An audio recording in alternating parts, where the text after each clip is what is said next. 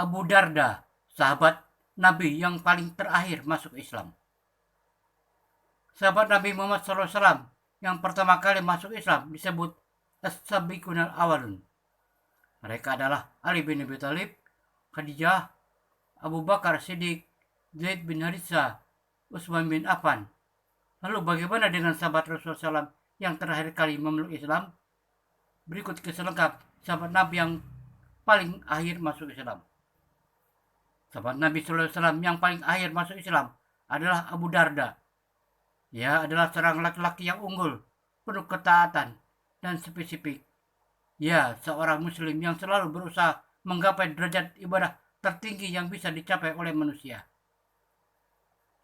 Kisahnya dirangkum dalam buku Sosok Para Sahabat Nabi oleh Dr. Abdurrahman Raf'at Al-Basha sebagaimana berikut ini.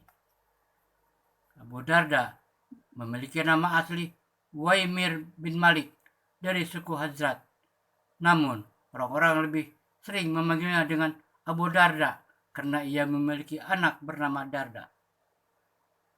Suatu pagi yang sangat pagi, ia telah terbangun dari tidurnya.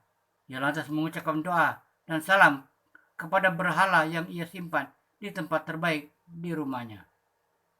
Tak lupa, ia juga mengoles wangi-wangian serta memberinya baju sutra, hadiah dari kawannya yang kembali dari Yaman kemarin.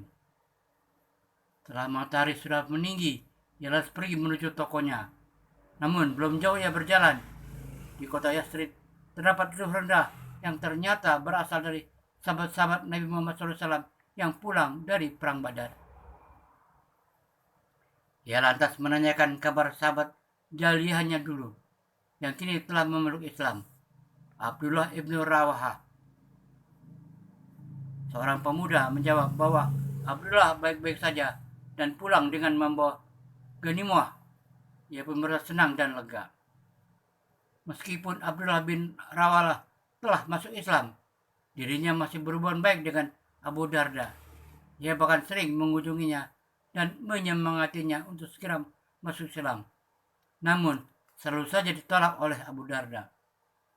Ketika Abu Darda sudah sampai di tokonya, kesibukan langsung menyelimutinya tanpa tahu apa yang akan dia buat Abdullah di rumahnya. Di rumah Abu Darda, pintu rumah Abu Darda terbuka dan Abdullah melihat Ummu Darda di dalam. Lantas ia meminta izin untuk masuk rumah dan diizinkan olehnya.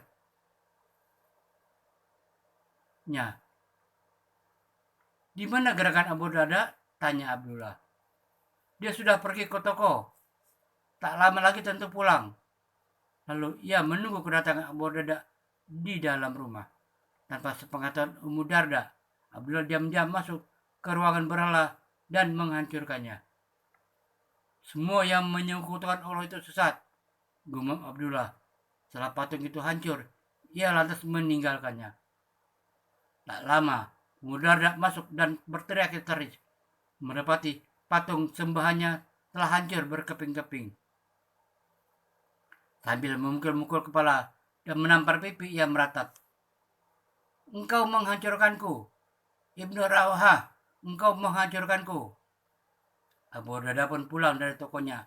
Ia mendapati istrinya di depan pintu sambil memeluk berhala rusak itu dengan wajah yang ketakutan. "Kenapa kau?" tanya Abu Darda. "Saudaramu, Abdullah ibnu Rawaha, tadi datang lalu menghancurkan patung pemujaanmu," jawab Ummu Darda. Sekejap emosinya pun memuncak dan hendak langsung mendatangi Abdullah. Namun telah dipikir-pikir, amarahnya mereda dan tidak jadi marah. Ia malah berkata, kalau patung ini memiliki kebaikan, tentu dia mampu melindungi dirinya dari segala gangguan.